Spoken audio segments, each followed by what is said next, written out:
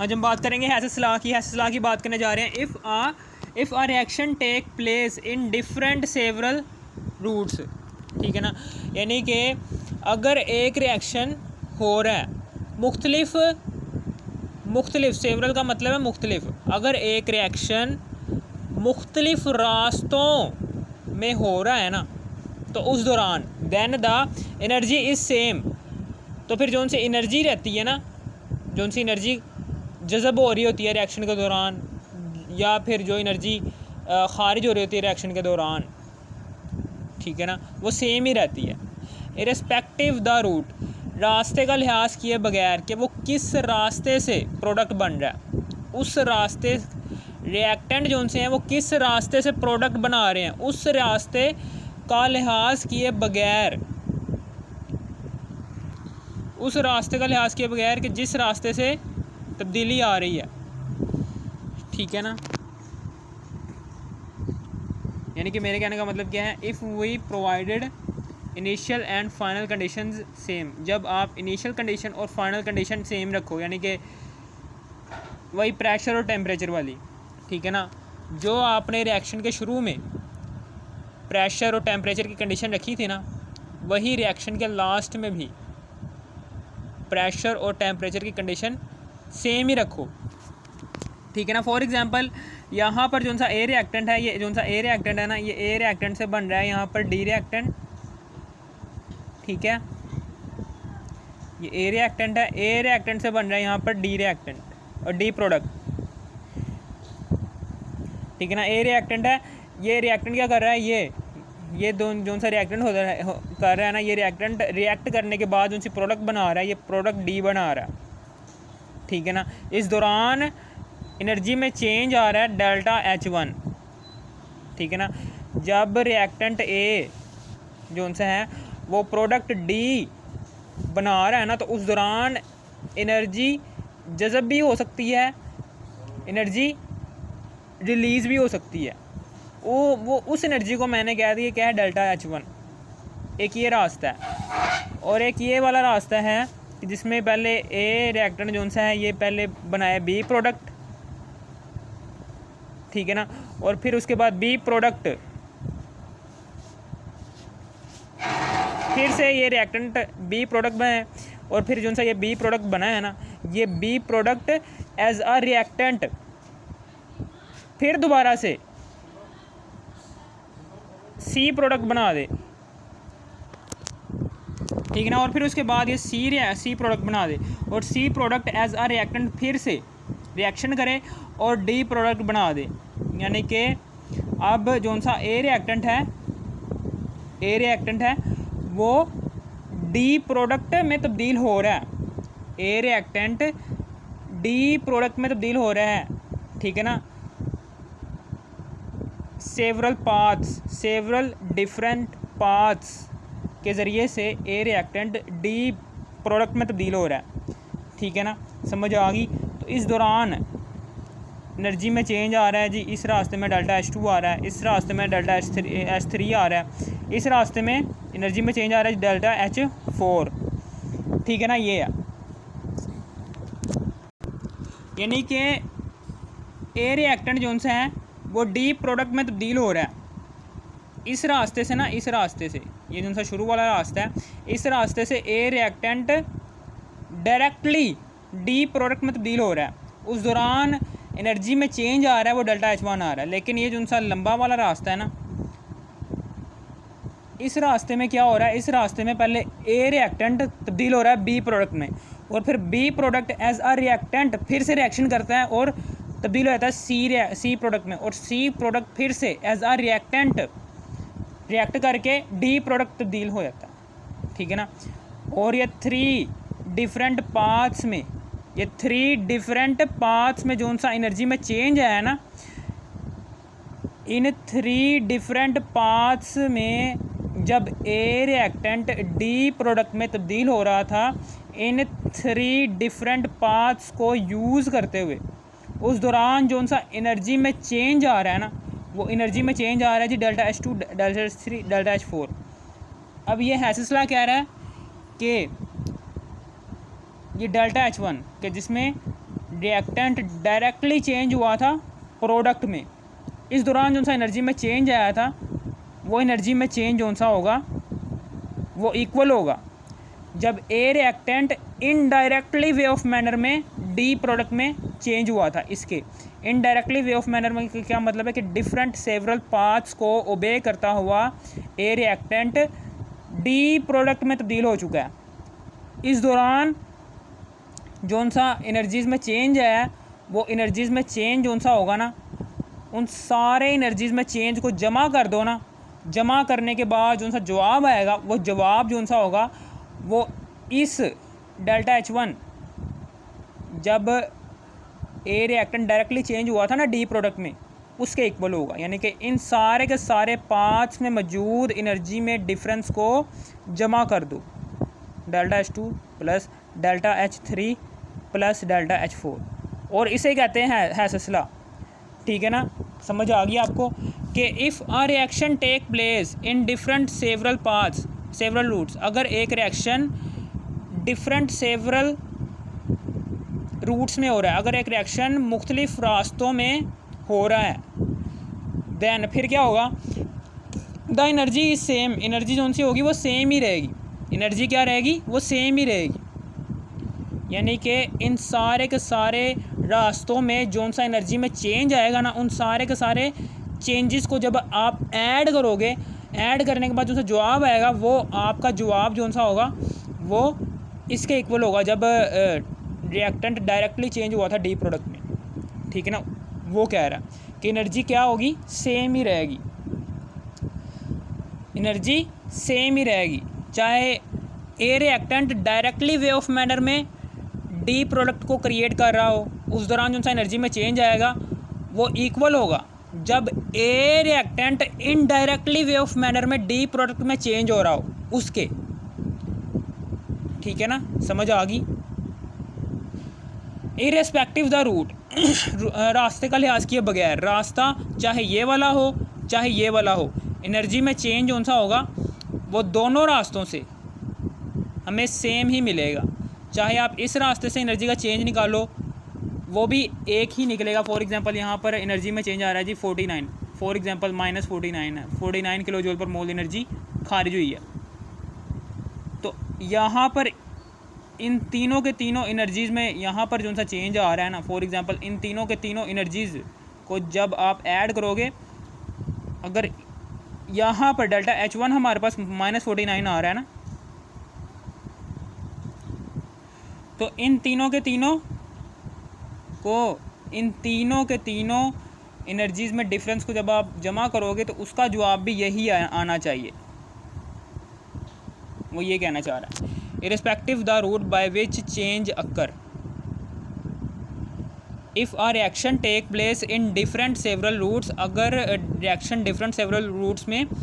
हो रहा हो, then the energy is same, energy क्या रहेगी वो सेम ही रहेगी, चाहे इस रास्ते से रिएक्शन ओबे हो या इस रास्ते से रिएक्शन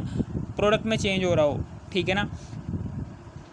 इरेस्पेक्टिव द रूट, रास्ते का लिहाज किए बगैर, चाहे रास्ता ये वाला हो डायरेक्ट वाला या फिर इनडायरेक्ट वाला, बाय विच चेंज अकर। ठीक है ना, जिस भी रास्ते से चेंज आ रहा है ना, जिस भी रास्ते से चेंज आ रहा है, चाहे वो ये वाला हो चाहे वो ये वाला हो, इन दोनों के दोनों रास्तों से जो सा एनर्जी में चेंज आएगा वो सेम ही आएगा। ठीक है ना, if we provided initial and final conditions same, जब आप इनिशियल और फाइनल कंडीशन सेम रखोगे, फॉर एग्जांपल यहाँ पर प्रेशर और टेम्परेचर की कंडीशन, अगर आपने यहाँ पर प्रेशर और टेम्परेचर की कंडीशन सेम रखी है ना, यानी कि प्रेशर 1 atm रखा है और टेम्परेचर 25 डिग्री सेल्सियस रखा है ना, तो इन तीनों के तीनों रिएक्शंस में भी यही कंडीशन चलानी है कि प्रेशर कितना देना है इन तीनों के तीनों रिएक्शंस में 1 atm और टेम्परेचर भी 25 डिग्री सेल्सियस देना है, फिर जाके ये आपका हेसेस लॉ ओबे होगा। ठीक है ना, अब फिर उसके बाद इसकी एक्सप्लेनेशन की तरफ आ जाओ कि suppose we have a reactant A, for example आपके पास एक रिएक्टेंट ए है, ठीक है ना, which we want to change product, जो हम चाहते हैं कि वो प्रोडक्ट डी में चेंज हो जाए। तो इसके दो रास्ते हैं, देयर आर 2 रूट्स, इसके दो रास्ते हैं ए रिएक्टेंट को डी प्रोडक्ट में तब्दील करने के दो रास्ते हैं। There are two routes. One is change reactant A into product D. पहले या तो ये रिएक्टेंट ए जो सा है ये डायरेक्टली प्रोडक्ट डी में चेंज हो जाए। पहला रास्ता ये है कि रिएक्टेंट ए को डायरेक्टली प्रोडक्ट डी में चेंज करवा दो, ठीक है ना। और दूसरा रास्ता क्या है, other route is change the reactant A. पहले रिएक्टेंट ए को चेंज करो इनटू बी में और फिर उसके बाद सी में चेंज करो और एंड इन द लास्ट और फिर आखिर में सी को चेंज कर दो इनटू डी में। ये दूसरा वाला रास्ता है। Now energy change will be same, और जो सा एनर्जी चेंज आएगा ना, एनर्जी चेंज वो सेम ही आएगा। Energy change will be same, ठीक है ना। यानी कि मेरे कहने का मतलब क्या है, यानी कि जब a reactant directly way of manner में डी प्रोडक्ट बना रहा था, उस दौरान जो सा एनर्जी में चेंज आ रहा है वो एनर्जी में चेंज आ रहा है जी डेल्टा H1। एनर्जी में चेंज का मतलब क्या है, इस दौरान या तो एनर्जी सिस्टम में एब्जॉर्ब हो रही होगी या तो एनर्जी सिस्टम से रिलीज़ हो रही होगी, ठीक है ना। इसे हम कहते हैं एनर्जी में चेंज। एनर्जी में चेंज जो सा होगा ना, जब a reactant directly way of manner में डी प्रोडक्ट में तब्दील हो जाएगा ना, जब a reactant directly way of manner में डी प्रोडक्ट बना दे, ठीक है ना, तो उस दौरान जो सा एनर्जी में चेंज आएगा वो इक्वल होगा किसके, जब a reactant indirectly way of manner में डी प्रोडक्ट में चेंज हो जाए तो वो इनडायरेक्टली वे ऑफ मैनर में जितने भी रास्तों से गुजरा है ए रिएक्टेंट डी प्रोडक्ट में तब्दील होने के लिए, वो सारे के सारे रास्तों में जो एनर्जी का चेंज आया वो एनर्जी का चेंज कौन सा होगा, वो सारे के सारे रास्तों में एनर्जी के चेंज के सम के बराबर होगा। यानी कि पहले ए रिएक्टेंट बी में चेंज हुआ, फिर बी से सी में गया, फिर सी से आखिरकार डी में चला गया। इन सारे के सारे रास्तों में जो सा एनर्जी का चेंज आया ना, उन सारे के सारे रास्तों में जो सा एनर्जी का चेंज आया, उन सारे के सारे रास्तों में एनर्जी के चेंज को जमा कर दो तो आपके पास ये आ जाएगा डेल्टा H3, फिर जमा, फिर डेल्टा H4। अब फिर उसके बाद क्या करना है आगे, ये डेल्टा H1 है, डेल्टा H2 ये जमा वाला है, उधर जाके माइनस हो जाएगा, ये माइनस डेल्टा H2। और फिर इसी तरीके से ये जमा डेल्टा H3 है, ये उधर जाके माइनस हो जाएगा, माइनस डेल्टा H3, फिर माइनस डेल्टा H4 इधर जमा है, उधर जाके माइनस में हो जाएगा, delta H4 is equal to क्या हो जाएगा 0। अगर आप सारे के सारे एनर्जी, सारे के सारे साइक्लिक प्रोसेस में मौजूद इंथाल्पीज़ को जमा करते हो तो रिज़ल्ट क्या आएगा, 0 ही आएगा, ठीक है ना। फॉर एग्ज़ाम्पल यहाँ पर जो सा एनर्जी में चेंज आ रहा है वो है जी 15 किलो जूल पर मोल, और इन सारे के सारे एनर्जीज़ में चेंज को जब आप ऐड करते हो, जो सा एनर्जी में चेंज सम करने के बाद आपके पास आ रहा है वो भी आ रहा है जी 15। यानी कि इस तरीके से 15 ये डायरेक्टली जब आपने चेंज किया था ए रिएक्टेंट को प्रोडक्ट में, और जब आपने ए रिएक्टेंट को इनडायरेक्टली वे ऑफ मैनर में डी प्रोडक्ट में चेंज किया था ना, तो तब ये चेंज आ रहा था, -5 ये, -5 ये, -5 ये, तो -5 -15 हो गया, तो -15 और प्लस का 15 एक दूसरे से कैंसिल हो गया। यानी कि सारे के सारे, मेरे कहने का मतलब क्या है, जब आप सम लो एंथैल्पीज़ का कि जो साइक्लिक प्रोसेस क्रिएट कर रही हैं वो हमेशा इक्वल होगा 0 के। ये इसकी दूसरी वाली डेफिनेशन है कि energy change in cyclic process, ये साइक्लिक प्रोसेस है, ये वाला ये साइक्लिक प्रोसेस है ना, जैसे साइकिल का पहिया घूमता है ऐसे ही ये भी घूम रहा है ऐसे करके। Energy change in cyclic process is always equal to 0, वही है एनर्जी चेंज कौन सा है in cyclic process is always equal to 0। इसकी बेस क्या है, law of conservation of energy. इसकी बेस क्या, law of conservation of energy. इसका मतलब क्या है कि जितनी energy law of conservation of energy के इसकी बेस है, बुनियाद क्या है इसकी, इस लॉ की, law of conservation of energy, ठीक है ना, इसकी बुनियाद है इस लॉ की, law of conservation of energy. इसका, इस लॉ का मतलब क्या है कि जितनी एनर्जी को ना तो डिस्ट्रॉय किया जा सकता है और ना ही एनर्जी को पैदा किया जा सकता है, ठीक है ना, एनर्जी एक फॉर्म से दूसरी फॉर्म में कन्वर्ट हो सकती है, ठीक है ना, समझ आ गई आपको। इसकी एग्जांपल्स हैं, एग्जांपल है जी सबसे पहले वाली, दो एग्जांपल डिस्कस करेंगे लेकिन इस वाले वीडियो में एक एग्जांपल डिस्कस होगी कि सबसे पहले तो सोडियम हाइड्रोक्साइड है,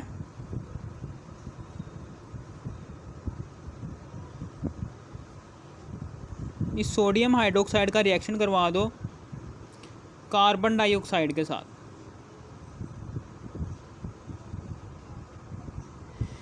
तो यहाँ पर दो लगा दोगे ना, तो यहाँ पर सोडियम कार्बोनेट बन जाएगा Na2CO3,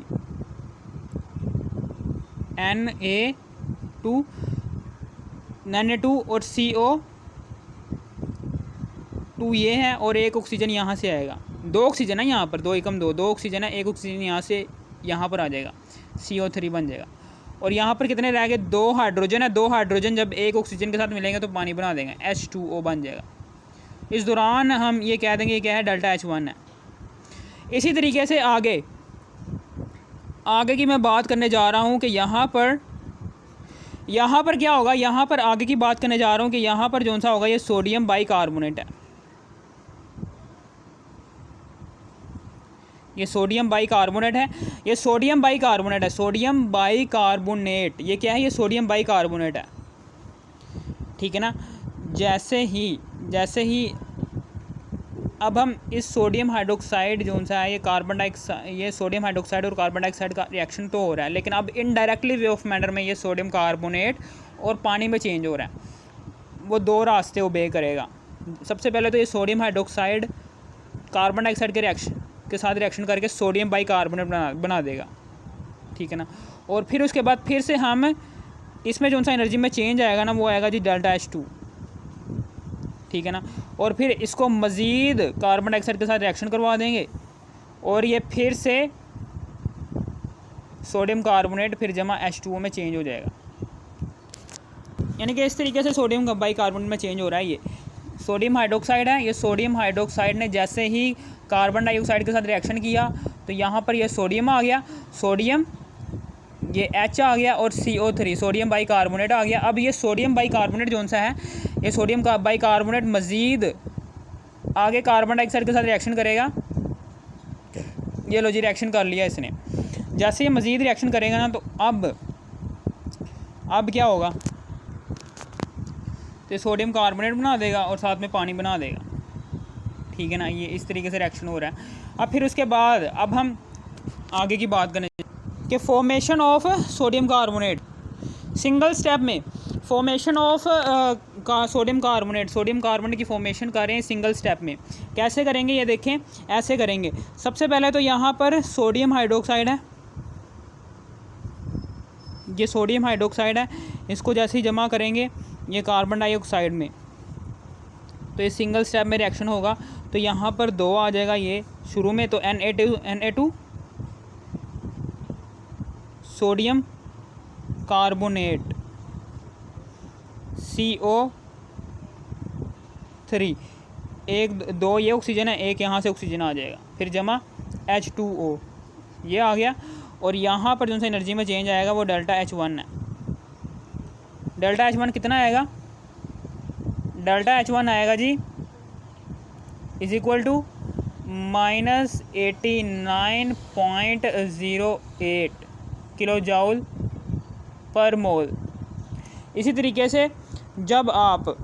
इसको 2 स्टेप्स में करने की कोशिश करेंगे, इन 2 स्टेप्स, अब ये इनडायरेक्टली वे ऑफ मैटर में चेंज हो रहा है रिएक्टेंट प्रोडक्ट में। तो अब क्या होगा, सबसे पहले तो सोडियम हाइड्रोक्साइड जो सा होगा, इसको हम अकेले में रिएक्शन करवाएंगे कार्बन डाइऑक्साइड के साथ। जैसे ही तो फिर यहाँ पर सोडियम बाइकार्बोनेट बनेगा। इस दौरान जो सी एनर्जी खारिज हो रही होगी सोडियम बाइकार्बोनेट, इस दौरान जो सी एनर्जी खारिज हो रही होगी ना, वो इतनी खारिज हो रही होगी, -48.06 किलो जाउल पर मोल इतनी खारिज हो रही होगी, ठीक है ना, इतनी -48.06 इतनी खारिज हो रही होगी इस रिएक्शन में एनर्जी। और जब आपने डायरेक्टली वे ऑफ मैनर में चेंज किया था रिएक्टेंट को प्रोडक्ट में, तो जो सी एनर्जी खारिज हो रही थी सिस्टम से वो इतनी खारिज हो रही थी। इसी तरीके से अब इस सोडियम बाइकार्बोनेट को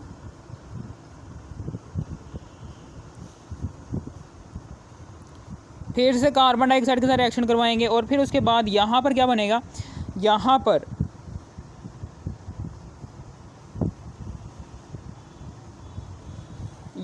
क्या बनेगा, इधर सबसे पहले तो Na2CO3 बन जाएगा, फिर जमा क्या बन जाएगा, फिर जमा H2O बन जाएगा, ठीक है ना। इस दौरान जो सी एनर्जी खारिज हो रही होगी वो डेल्टा H3 होगी, वो इतनी खारिज हो रही होगी -41.02 किलो जाउल पर मोल। अब हम हेसेस लॉ को प्रूव करने वाले हैं कि क्या वाकई में जब रिएक्टेंट डायरेक्टली चेंज हुआ था प्रोडक्ट में, उस दौरान जो से एनर्जी में चेंज आ रहा था, क्या वो वाकई में एनर्जी में चेंज दूसरे वाले रास्ते से, ये दूसरे वाले रास्ते के में कि जिसमें reactant indirectly way of manner में चेंज हो रहा है प्रोडक्ट में, उस दौरान जो सा एनर्जी में चेंज आ रहा है क्या उसके सम के इक्वल के बराबर है या नहीं है, ठीक है ना, ठीक है ना। अब हम क्या करेंगे, हमें पता है कि हेसेस लॉ क्या कहता है जी, जब reactant directly way of manner में चेंज हो रहा है प्रोडक्ट में, तो उस दौरान जो सा एनर्जी में चेंज आ रहा है वो डेल्टा H1 आ रहा है। और जब reactant indirectly way of manner में चेंज हो रहा है, जब reactant indirectly way of manner में चेंज हो रहा है प्रोडक्ट में, जब reactant indirectly way of manner में, ये रिएक्टेंट है, ये reactant indirectly way of manner में चेंज हो रहा है प्रोडक्ट में, उस दौरान जो सा एनर्जी में चेंज आ रहा है वो एनर्जी में चेंज जो सा होगा वो सम के इक्वल होगा, यानी कि डेल्टा H2 को जमा कर दो डेल्टा H3 के, डेल्टा H2 को जमा कर दो डेल्टा H3 के। डेल्टा H1 क्या है, -89.08,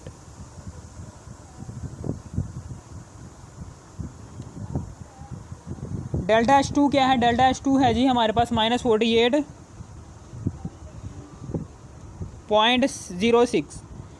फिर उसके बाद जमा है, और डेल्टा H3 क्या है हमारे पास -41.02 है, फिर उसके बाद यहाँ पर -89.08 है, फिर यहाँ पर जमा माइनस करोगे तो यहाँ पर आ जाएगा माइनस का निशान, ठीक है ना। अब इसको कैलकुलेट करोगे ना, जब आप इसको कैलकुलेट करोगे -48.06 को माइनस कर दोगे 41.02 से, तो आंसर यही आ जाएगा -89.08। साबित हो चुका है कि भाई जोन सा रिएक्टेंट से प्रोडक्ट बनाने का जोन सा तरीका है, चाहे वो डायरेक्टली हो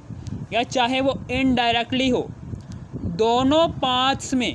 जोन सा एनर्जी में चेंज आएगा ना वो सेम ही आएगा, और इसी को ही कहते हैं हम हेसेस लॉ। बहुत ही इम्पोर्टेंट तरीन लॉन्ग क्वेश्चन है आपके इस चैप्टर का। अगर आपको इस वीडियो की ज़रा सी भी थोड़ी सी भी समझ आ गई हो, इस वीडियो को कर दो लाइक और सब्सक्राइब और शेयर भी कर देना। Thanks for watching me.